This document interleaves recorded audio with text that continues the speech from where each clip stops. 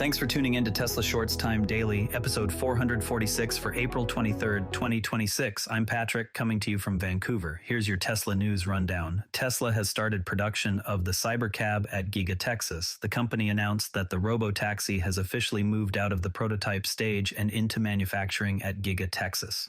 This is a meaningful manufacturing milestone because it shifts the entire project from concept vehicles to the beginning of real production scale. It signals that management has confidence in their internal timeline for a dedicated autonomous vehicle. That said, actual deployment on the roads will still depend on regulatory approvals and perfecting the full unsupervised self-driving stack. For Tesla's business, this keeps the long-term vision tangible and gives investors a concrete step to point to. It also shows how the company is methodically turning ambitious ideas into something you can see rolling down an assembly line. But while the future fleet is just getting into production, a lot of owners are thinking about the cars they already have in their driveways. On the recent earnings call, Tesla confirmed that Hardware 3 vehicles will not reach unsupervised full self-driving. A lighter version of version 14 software is expected by June, but it falls short of the complete unsupervised capability.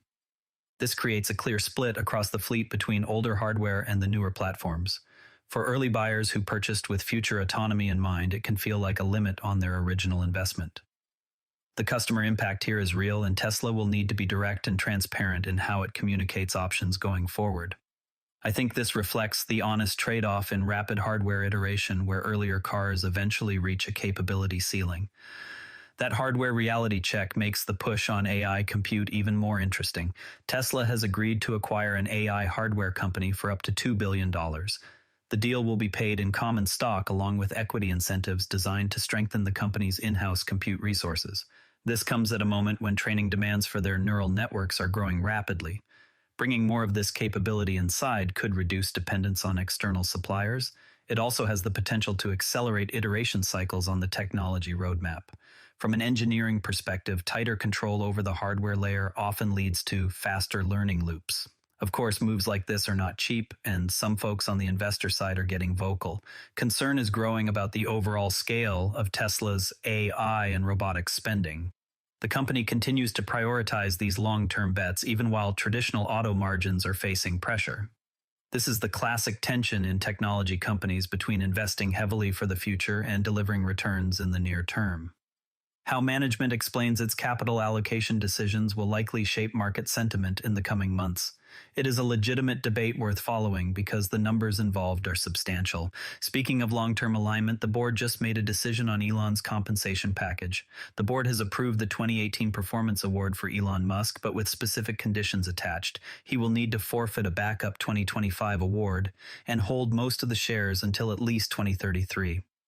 The structure avoids any immediate pressure on the share price from large stock sales.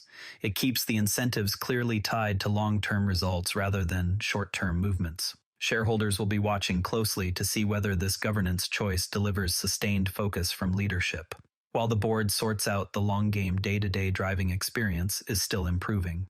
Early drives of full self-driving version 14.3.2 show solid highway behavior. The system keeps reasonable speeds, stays out of the far left lane, and moves in ways that feel predictable. That predictability is important because it builds real driver confidence over time. The new disengagement menu now asks why you took over, which should improve the quality of structured feedback. Better training data from those moments helps the neural nets learn more effectively. One notable detail is that navigation is missing as an option in the menu, even though it remains a common point of frustration for drivers. It makes you wonder if the team sees that issue as largely solved or is tracking it through different channels. All that real-world data is piling up faster than most people realize.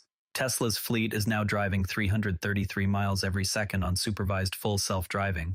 That volume of miles is accumulating at an astonishing rate, and it feeds the neural networks with countless edge cases.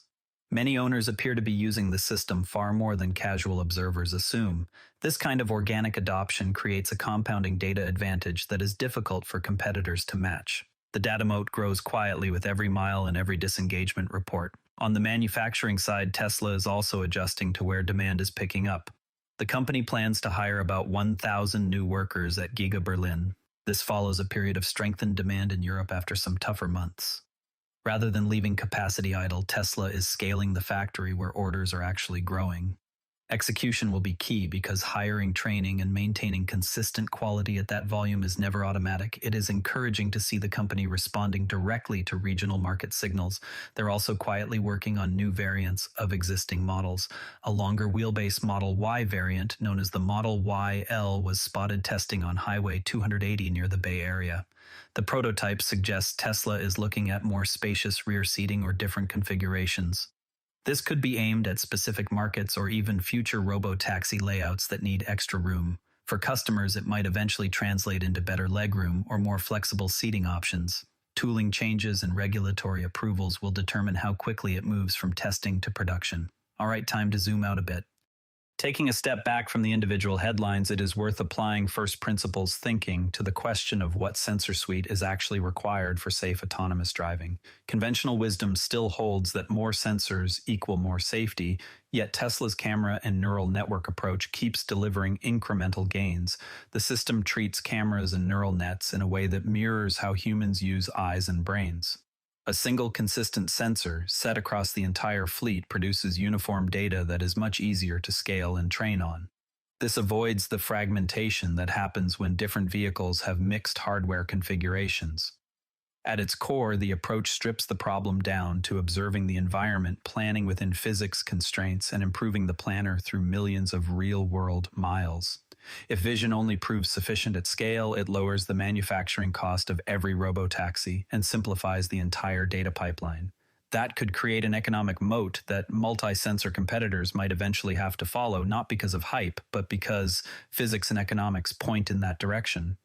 Before we go, keep an eye on how the Cybercab production ramp develops and whether clearer communication emerges around Hardware 3 options in the weeks ahead. That's your Tesla news for today. TSLA closed at $387.51, up $1.12, 0.3%. If you found this useful, a rating or review on Apple Podcasts or Spotify really helps new listeners find the show. You can also find us on X at Tesla Shorts Time. I'm Patrick in Vancouver. Thanks for listening, and I'll see you tomorrow. This podcast is curated by Patrick, but generated using AI voice synthesis of my voice using ElevenLabs. The primary reason to do this is I unfortunately don't have the time to be consistent with generating all the content and wanted to focus on creating consistent and regular episodes for all the themes that I enjoy, and I hope others do as well.